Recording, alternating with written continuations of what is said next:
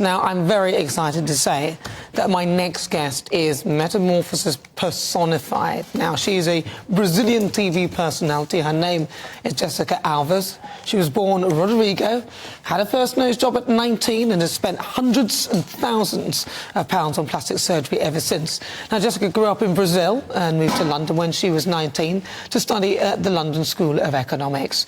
Before working as an air steward, happy in her career but unhappy with her looks, she made tweaks to her body and to try and reach what she called male perfection, a fascination to the public who followed her transformation on social media. She came out as transgender in January 2020 and changed her name to Jessica later that year. But why? Well, the aim at first was to look like a Ken doll, but after that, well, let's ask her, because she's joining me live in the studio. So huge welcome to Jessica Alves. Jessica, thank you very much for joining me. Hello, lovely to meet you. Thanks for having me. Lovely to meet you, crikey. So Jessica, talk to me. At 19, you decided to start all this transformation. Yeah, so at the age of 19, I started my transformation with the help of plastic surgeons and the best doctors in the world.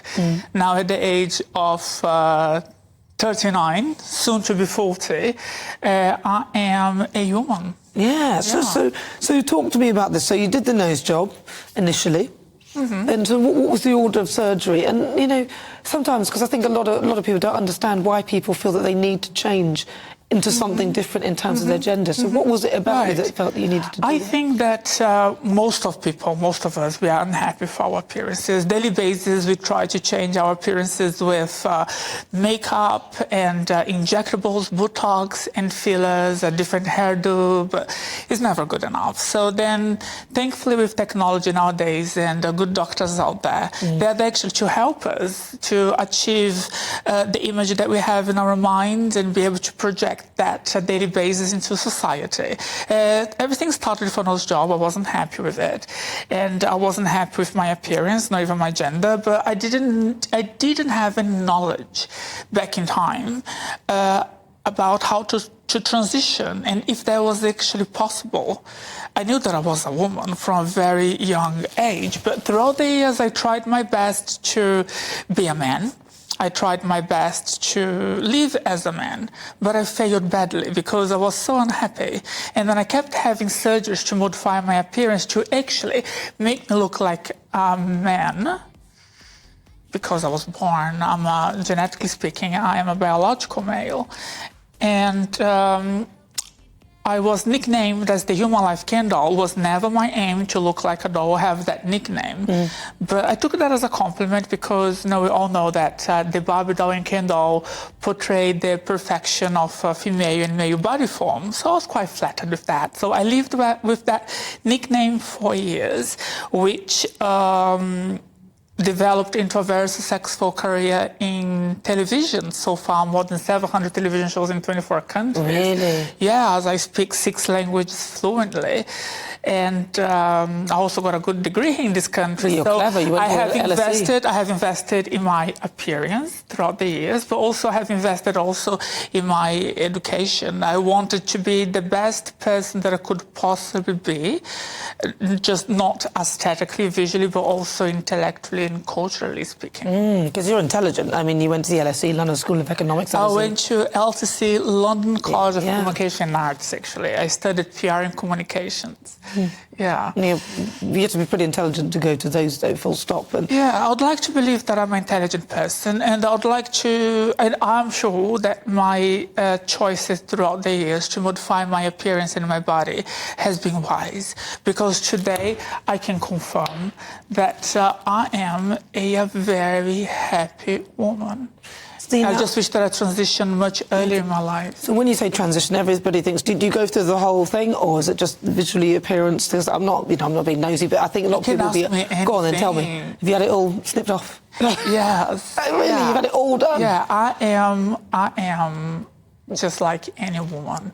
And I have had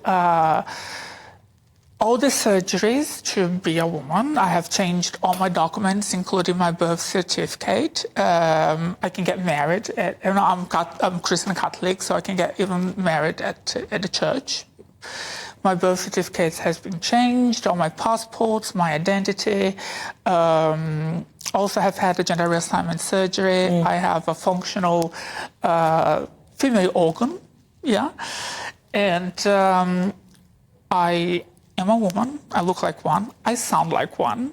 And yeah, I'm just really happy. So what are there must be some downsides there, because, you know, like I spoke to Scott Nugent, who went from female to male, and he really deeply regrets it, but also there's nothing he can do about it now. He's gone through all of it. So, because, you know, a lot of young people some people will look at you and aspire to be like you, but what in reality, in terms of, do you have to take medicine all the time? Do you have to take medicine all the time?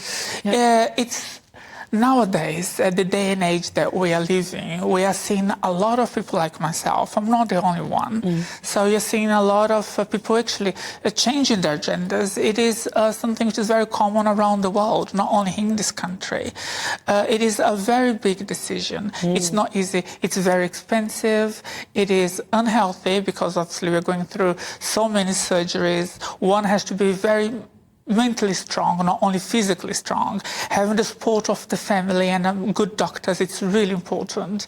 My transition in the beginning was very, very difficult. I lost a lot. I lost so many jobs that I had, so many brand collaborations that didn't want to have nothing to do with me anymore. Many doors closed. But now, after nearly 4 years living as Jessica Alves, doors are opening again to me, and people are starting to respect me and see me with different eyes. This is not vanity, this is not fashion, this is not beauty. This is just someone who wanted to be happy. And then I had two choices: live or die. I reached a wall that I was so depressed living as a man that I had two choices, which was to transition and live my life, or basically to end everything. So I've chosen to live, and life is beautiful. And but it is a difficult journey. It's not easy. I inspire a lot of people around the world. I'm on television pretty much every day in different countries, and nowadays I don't talk so much about myself because there's so much about me online, people already know. And I inspire a lot of people out there to follow their dreams, to be the best version that they can possibly be, daily basis. And if cosmetic surgery, plastic surgery is right for you, you make you happier, definitely go for it. But what do you think of the conversation with regard to, because there's trans people in women's sport, so trans women in women's sport? How do you feel about that particular conversation? What's your thoughts on that? Yeah, I think that people in society, they overcomplicate. We are all humans, we are all skin and bones, and we all need equal opportunities out there. There are a lot of highly skilled athletes out there that are transgender, and they should be respected, they should be given opportunities, which they do. But then there's a conversation that says that a biological male is stronger than a biological female competing at a sport. I agree with that. But then one needs to go through a hormone therapy. The hormone therapy, it's a long process, and one will see the effect of the hormone just after 2 years.